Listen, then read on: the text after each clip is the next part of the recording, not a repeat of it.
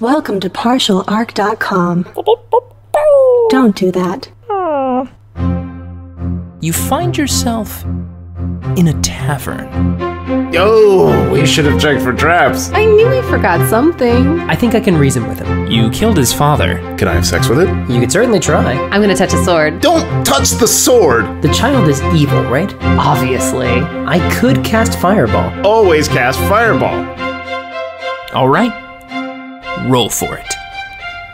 Welcome to Friday Night Quests. I'm your host and Dungeon Master, Jay Jones. We're back with the special Aftermath episode to our Season 8 adventure with Hillary Levi. First, we'll talk with Hillary about her experience playing D&D and talk to the cast about different character classes. Then you'll get to hear myself and the producers discuss the process behind putting this adventure together. So without further ado, let's hear our conversation with the cast. All right, guys. Well, congrats on killing a genie. Oh, man. We did Saving it. a city from a terrible drug ring or dance ring. Really, it's the opposite of It's the Footloose. same. They made them It's dance too much. It's Yeah. Los Angeles, and they're trying to get rid of the raves. Oh my god, it's like the Because of Buffy the drugs. musical episode. Because a red-skinned Oh. maniac makes everyone dance till they die. Wait, really? Yeah. Wow. Internet, I did not take that from Buffy. I'm just learning that now. For sure, says the comments. You take that back, comments. Well, guys, thanks for playing. So what's interesting about this adventure is, Hillary, you've actually played D&D before, right? Yes, actually, I I played my home campaign. Shout out to Natural 20s Nice. last night. This is my first.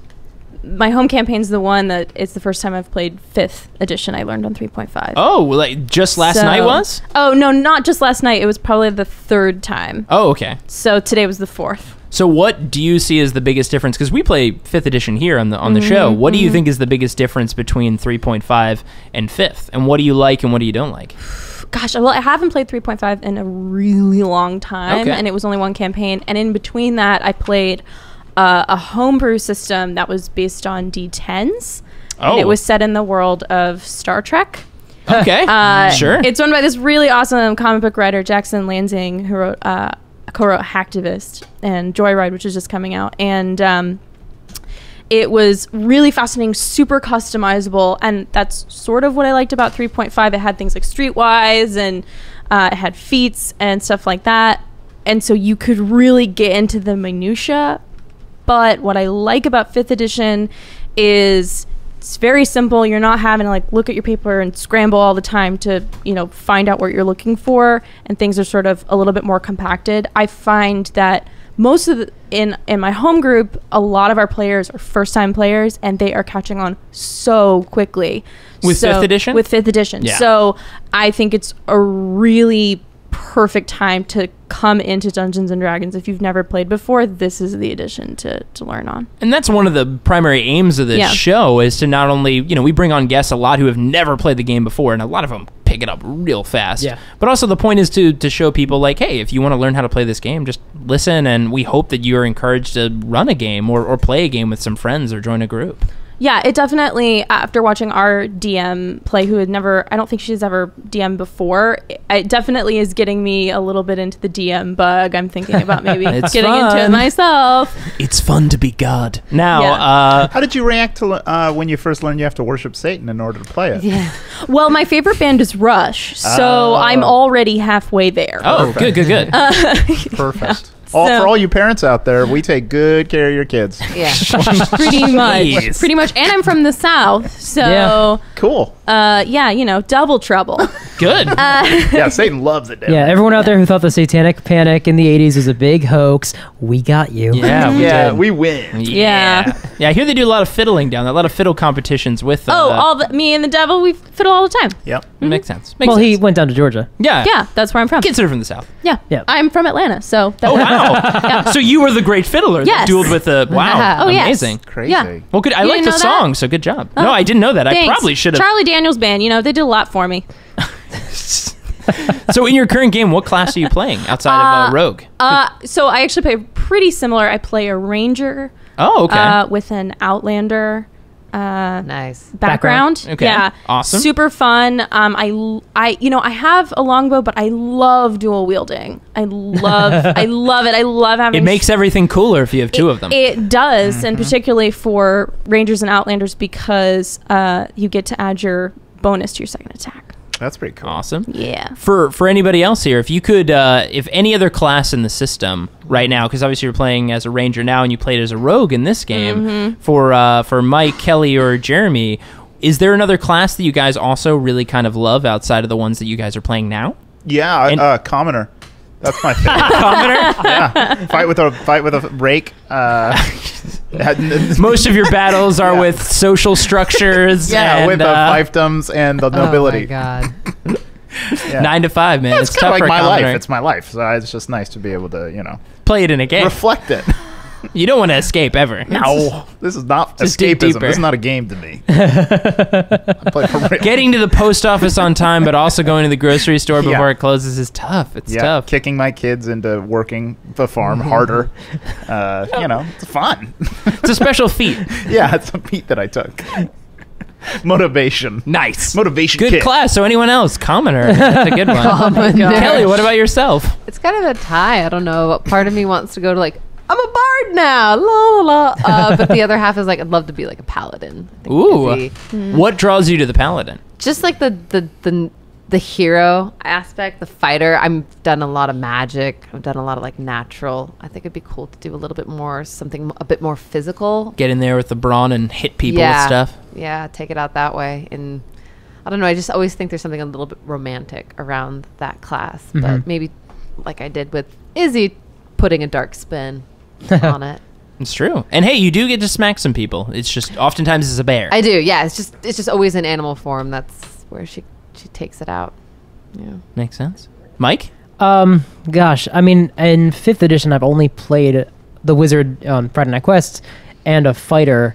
In a brief campaign, I played a smuggler, actually, and a half-orc smuggler, and I actually rolled everything randomly. So, for her background, I rolled, and I ended up with Han Solo's personality.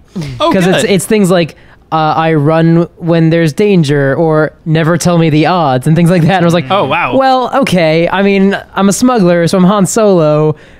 Cool. Yeah.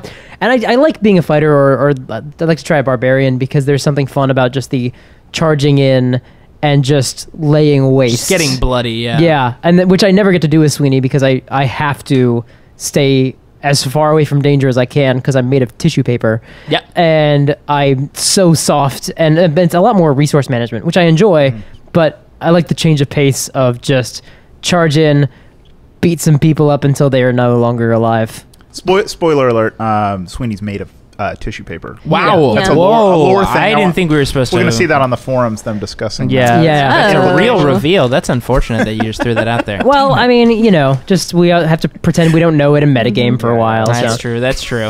That's why we never see him go near fire, because Yeah. Yeah, that's why he was Sweeney- real scared of that fire creature, because if he got too close, he'd just erupt in flames, and that'd be it. Sweeney did erupt in. Sweeney, I think, has twice erupted in Yeah, flames I on the think so. show. Is Sweeney an Yeah. animated object? Just a perpetually animated object of tissue paper? Might as well That's be. kind of adorable. He's so soft when you hug him. Oh, now I'm imagining him as like a Rankin Bass, like stop motion animated character. Oh my gosh. It's my friend. Jeez. All right, guys. Well, thanks for playing. Yay! Thanks for not killing us. You're welcome for now, Mike. Oh no. 2 months. Suspense. Guess I gotta try harder. 2 months. Bye, everybody. Bye!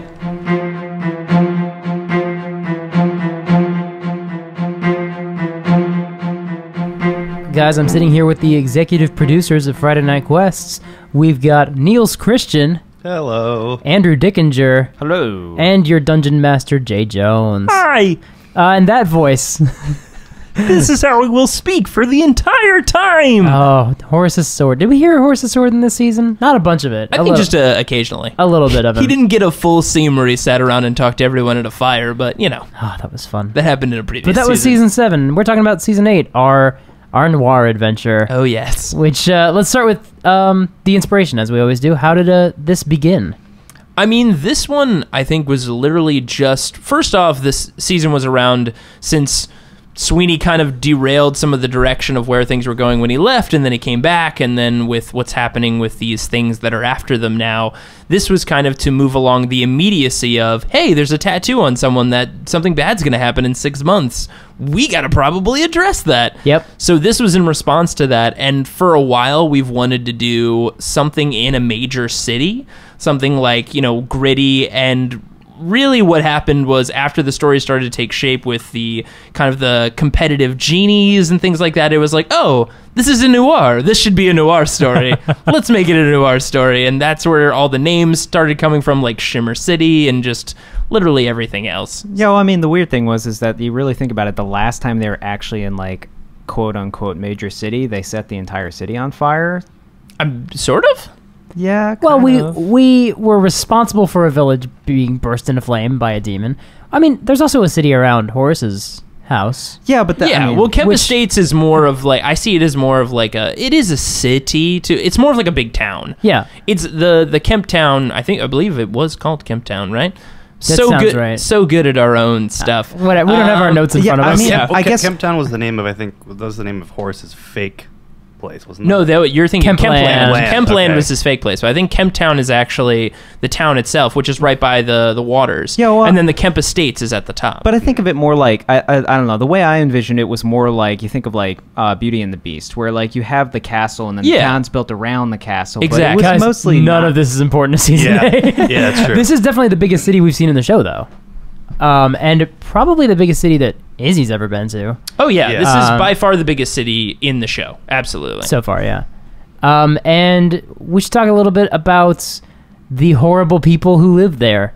Actually, first of all, we should talk about our guest, Hillary, and how great she was. Yeah, Hillary was great. Hillary came in to play the Tiefling rogue, and she was a lot of fun. She rolled with a lot of the weird shenanigans that obviously the League does just normally, and created a lot of random side scenes, which, spoilers, none of those were planned. I'm sure it was apparent in the recording. Oh, yeah, with all the... We went to Todd's house, and then went to the market, and had some of the weirdest interactions of this entire show. I forgot about the market. You're forgetting the market where some guy put a stone in his head and like flew up into the sky? And then I laughed so hard I cried, yes. Like all of us were like, what is happening? That scene, completely unplanned. Unsurprising. Yeah. And also just the fact that Horace thinks she's a cat.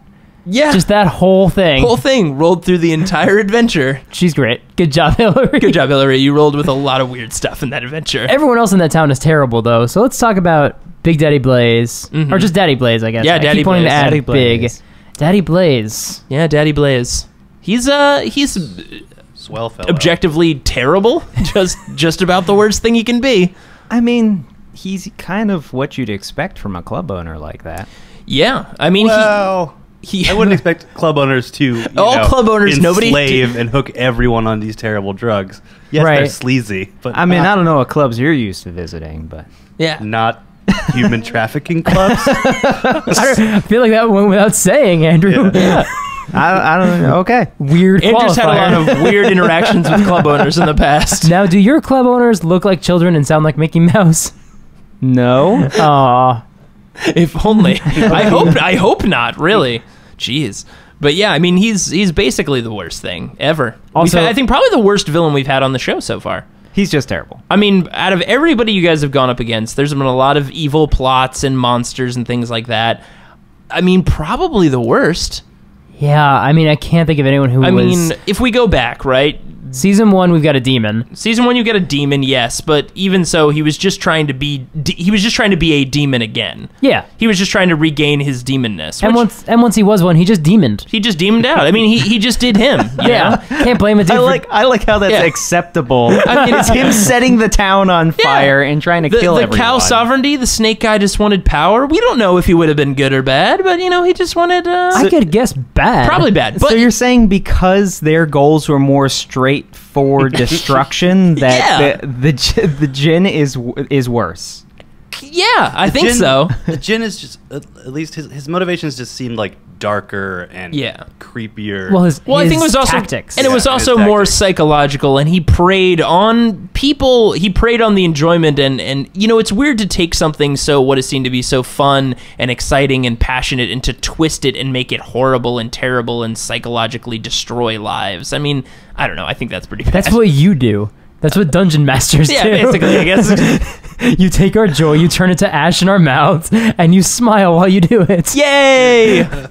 That's what dungeon mastering is. Essentially. Yeah. That's what we do. Yeah. But yeah, that was, I think he's just the worst, Daddy Blaze. He's very hateable. Yeah. Which is the point. We wanted him to be just the worst. Well, I'm also glad that we settled on a very cool but very scumbaggy sounding name. Oh, yeah. There's no assumption that's his real name. There was a lot of playing around with of what that name would be, and a lot of fun words with the with fire in terms. Obviously, it had to be something with fire because he is an Ifrit. Mm-hmm. I believe that's how you pronounce it. It's Ifrit. Yeah. Which are, for anyone who doesn't know, if you have the Monsters Manual, I suggest cracking it open and looking up the whole section on genies. It's very interesting. There's a lot of different types of genies. It's not just a genie is one type. They are all subcategories of a genie. Sure. Ifrit being one, and one of the worst ones. So they were really, really fun to play with that character. And I, for months now, have been encouraging Jay to use his Mickey Mouse voice for a demon, or so for some sort of bad guy, but specifically a big, like a major hateable villain. Because I used to, I think you guys were there when we were doing this, I was encouraging Jay to use his Mickey Mouse voice to say Thanos dialogue. Yes, Thanos dialogue from Marvel. Yeah. I'll bathe the starways in your blood. Yeah, it's objectively the creepiest thing. Yeah, it's terrifying. And, I mean, because Mickey Mouse is a loved character, but it seems to work really well when you put him in creepy situations with that voice. Yeah. It's his laugh, like, really unnerving. Yeah. Genuinely a spooky character. And then you had his weird plan to remove his competition. Which was his son? Yeah. Yeah. Mm-hmm. Yeah. That's very also something in the Monster Manual as well. This is not without precedent. Yeah, what was his son? I'm curious. So the son it's not defined as like a type. It's really kind of left open to interpretation that they can father children, but they don't come out as genies. Uh-huh. But as for the purposes of Friday Night Quests and for our own lore for the show, I like the idea that they come out with some, not all of the powers of the father or the mother, whoever births them, right? And I left Daddy Blaze as kind of open-ended there, that they aren't really one or the other. They're not really male or female. They're kind of just objectively both. Mm-hmm. So, which I liked, and I think it worked well for just creating this really just ambiguous evil thing. They're gozers. They're whatever they choose. Yeah, they're whatever they choose to be. Yeah, I mean, he clearly is not a young child. Yeah. So, like, his form is very much his own decision. Yeah, exactly. Or her, or whatever. And the son, actually, there was a bit of, and I don't even know if I should say anything about it, but there was a hint of the son having a relationship to another character that's been on the show, but you guys didn't catch it. Interesting. The look in Mike's eyes. There was this character, this son had met or had a past with this character that you guys have also met on the show. No, not Todd. Bobbins. Someone still. No, yes, definitely. The background of Bobbins. Gormo. No, not Gormo. No, it was definitely a one-off from one adventure, but nobody caught it. So, no. Adero. Look at how well I'm saying his name now. No, not any of those. I don't know if it'll ever come back. Maybe we'll talk about it another time. But yeah, he definitely had interaction. He had an eye patch, and he was missing, he only was showing one weird golden eye. Okay, well, so, all right, cool.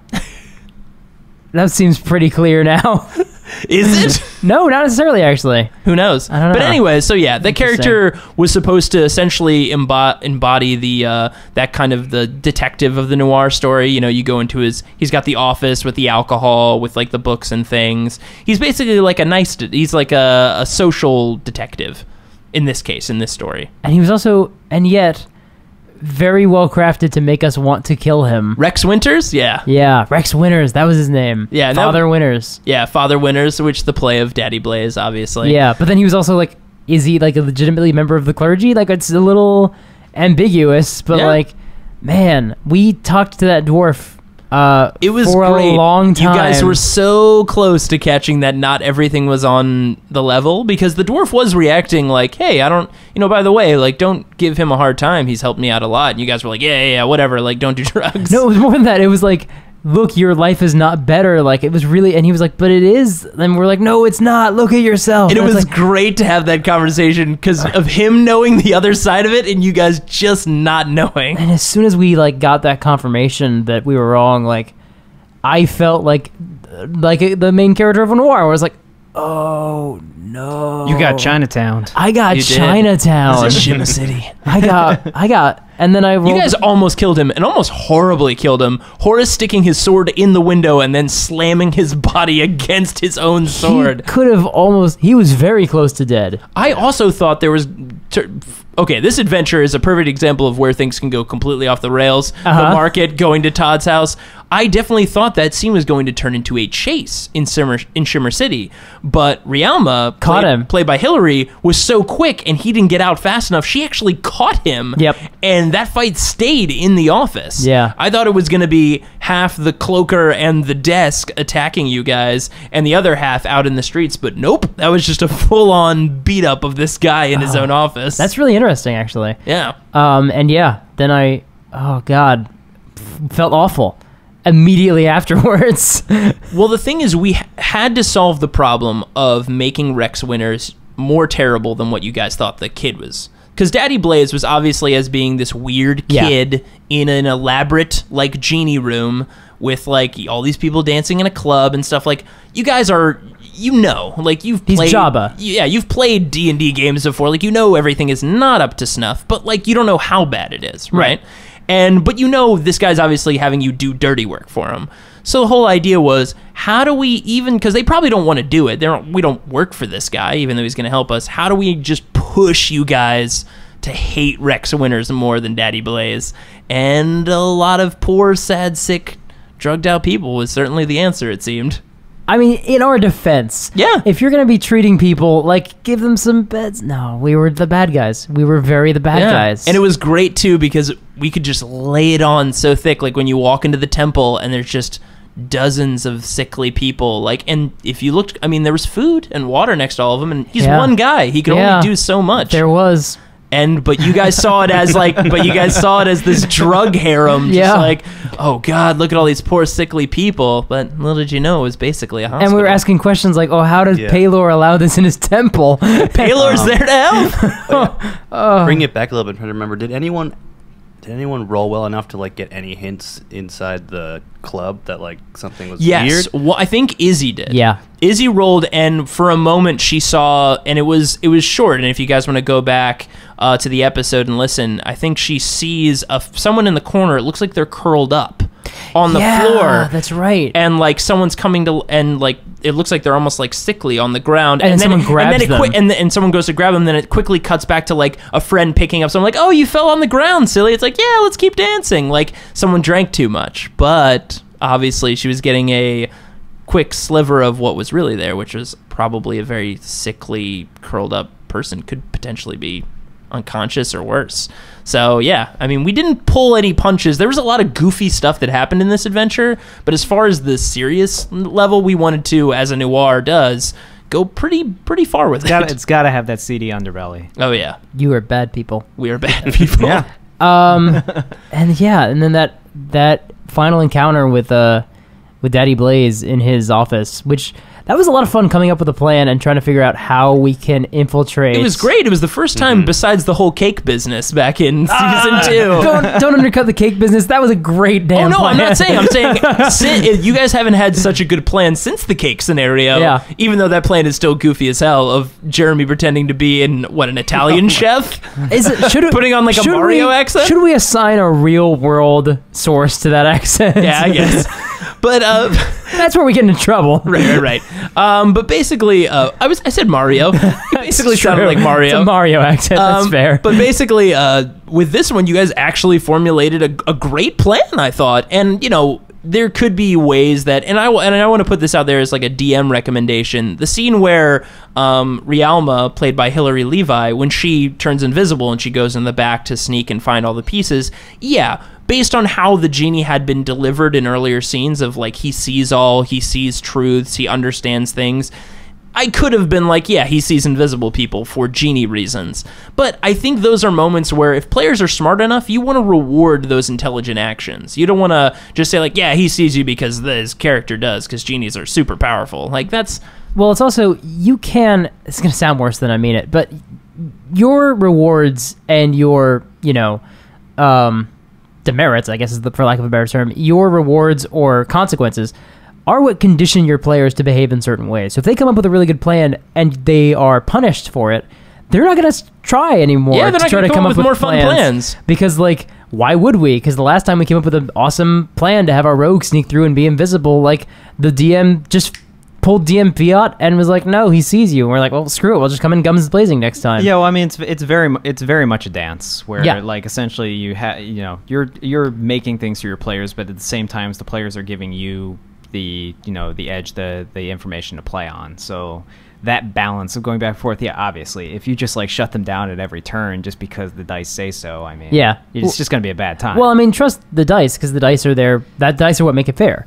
But like, if you're just like, I don't want them to succeed. Saying, no, I don't want them to win. Like that was, I wanted her to have that opportunity to get the stuff and get it out.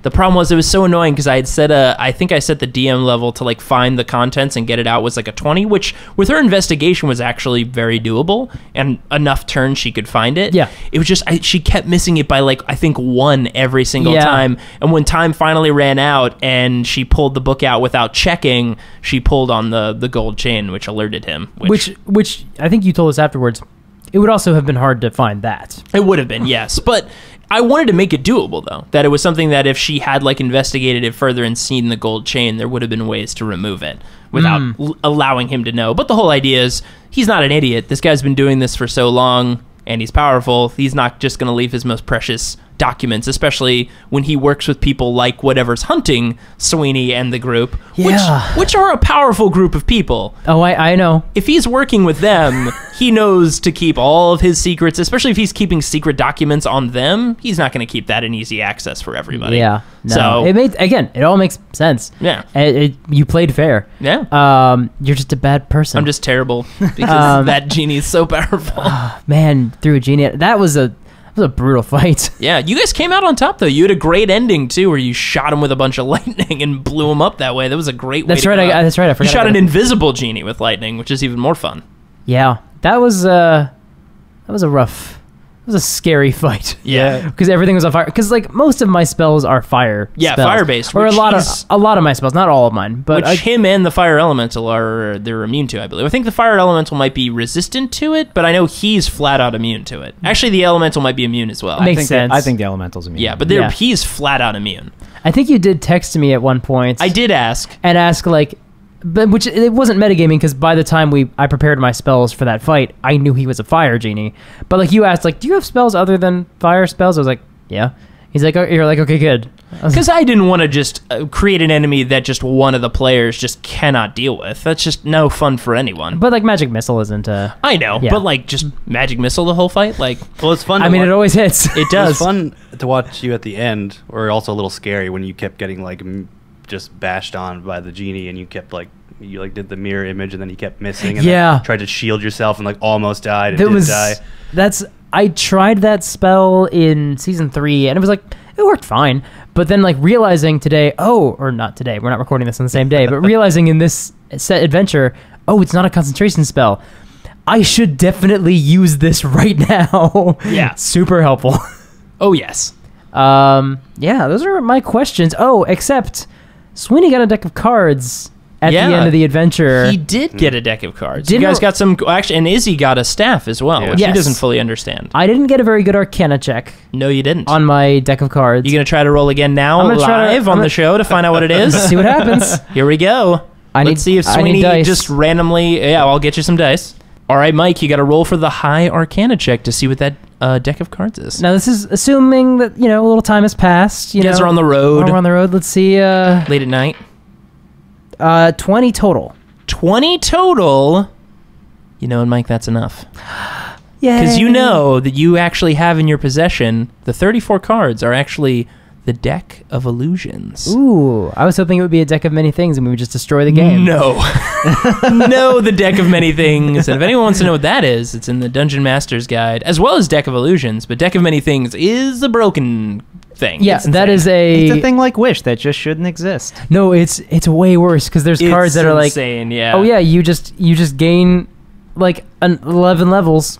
Yeah, it's just crazy. It's just insane. But yeah, the Deck of Illusions is really fun because basically what it is of the 34 cards, each of them represent a image that when you throw the card down, it makes that image happen. In like reals, but like as long as people don't go up and like touch it, people will perceive it to be a real thing whenever it appears. Gotcha. So for your character, this can offer some interesting scenarios. I think I have a proficiency or whatever. It's with illusions, so I might have like bonuses to it or whatever. Let me just give you an idea of what some of these are. These things that you can make. I actually would rather you not. Oh, really? Let's just do it on the air. I'd rather that we, when I pull out a card, I don't want to know what it can be. You might want to know what it is before you throw the card on the ground.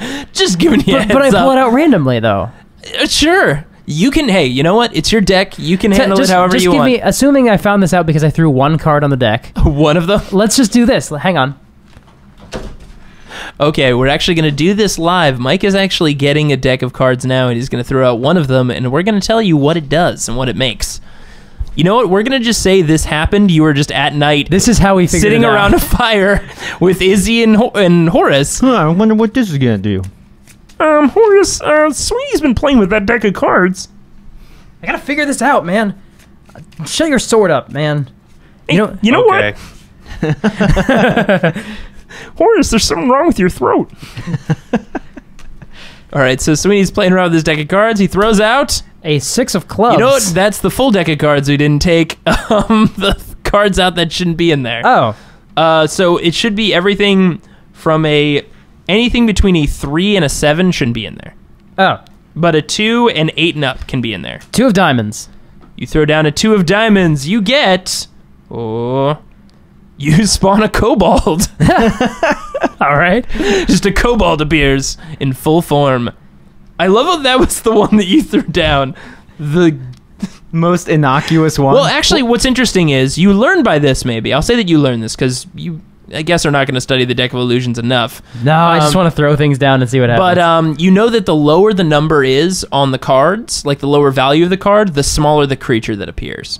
Interesting. So if you throw a pretty big number out there, one might say an ace, you'll get a very interesting thing appearing. I actually dropped the ace of spades on the ground while I was shuffling, but I didn't pick that up. Yeah, you can guess by the scaling, it gets pretty silly. So what if I take out, I'm just going to take out the Jack of Hearts and throw it down and see what happens. Oh, the Jack of Hearts. Yeah, let's see what happens with Jack of Hearts. Sure. So you throw down the Jack of Hearts, and what appears is a druid. Just a druid. Nice. Just someone that kind of looks like Izzy, but not. So there's a range. I know it doesn't just produce varying degrees of kobolds. That's correct. So that is all I need. You picked 2 really weird ones. Literally every other... Man. Hey, man. I am delighted by the fact that I don't know what's going to happen and what cards are which. Perfect. What's the range again? It's 2 to 4, and then... Now, here's the thing. I will make a disclaimer since we're kind of testing this out right now, and you're doing this on the air for fun. Actually, according to the power of the cards, Mike, and this is important to know, is as soon as you use it, you cannot use that card again. Once you make the illusion appear, the image on the card fades, and the card goes blank, and that power is gone. So those 2 are gone? Well, yes, if you were to use it, but I was going to say... I did, though. Okay. All right. So now you can no longer make a kobold or a druid. All right. I'm taking out the 2 of diamonds and the Jack of Hearts can no longer be used. So if anyone hears him use it on the show, guys, please write all the hate letters to @SuperGeekMike on Twitter, and Instagram and Tumblr. Yeah, please. But yeah, so maybe hold on to the other ones and let me know if you want to learn what any of these cards do. Nope.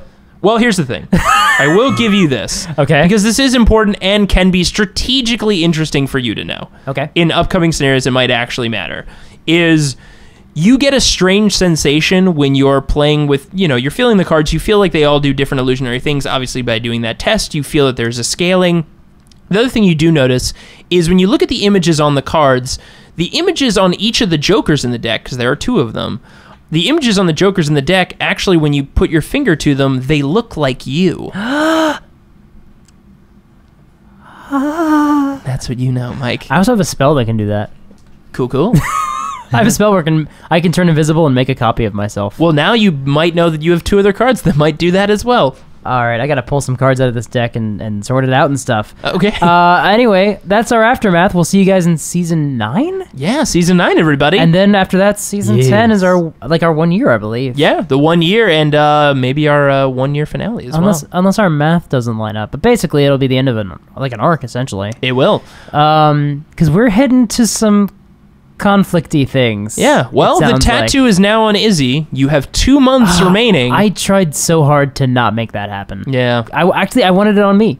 But it's Monkey's Paw. You guys, it's the black spot. I had no doubts that one of us was going to get it. Daddy Blaze was not going. He's not a very nice guy. I just wanted it on me, but I knew he wasn't going to do that because I wanted it there, and she did not want it on her, and that's the kind of douchebag he was, and then we killed him. I mean, it's reasonably villainous. Yeah.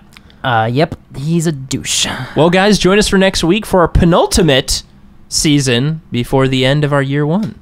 Yeah, you say that maybe we're not going to survive year 1. What? That's crazy. Bye, everybody. Turn off the mics. We're going to have a conversation. Season 9, Law and Order FNQ. Dong dong. Thank you so much for listening. We had a fantastic time playing with Hillary, and in fact, you can hear more from her in the most recent episode of Blockbuster Smash Up, where she came back for her second time and helps us smash together Raiders of the Lost Ark with Joe's apartment, and it actually strangely works. You can also follow her on Twitter at Hillary Levi. The Velvet League will return on Friday for the first episode of Season 9. Wow, 9 seasons. We'll be joined by special guest Matt Cain, best known for his role as John Darling on Once Upon a Time, or Jace in Switched at Birth. Andy agreed to grab some dice and join us for a game. And trust me, you're going to want to join us for Season 9. Well, you'll have to see. Photos and character art can be found in the show notes on partialarc.com. And while you're there, why not check out some of our other podcasts, including Roll the Seas, where myself and Andrew Dickinger discuss the absolute madness of Warhammer 40k. If you have any questions about the show, you can email us at FridayNightQuests@gmail.com. You can also follow us on Twitter, Instagram, Facebook, and Tumblr, all under the handle Partial Arc. Thanks for listening, and we'll see you on the battlefield. Yeah, I'm gonna loot the body. So, how much experience do we get? Well, now we have a skeleton army, so that's pretty neat.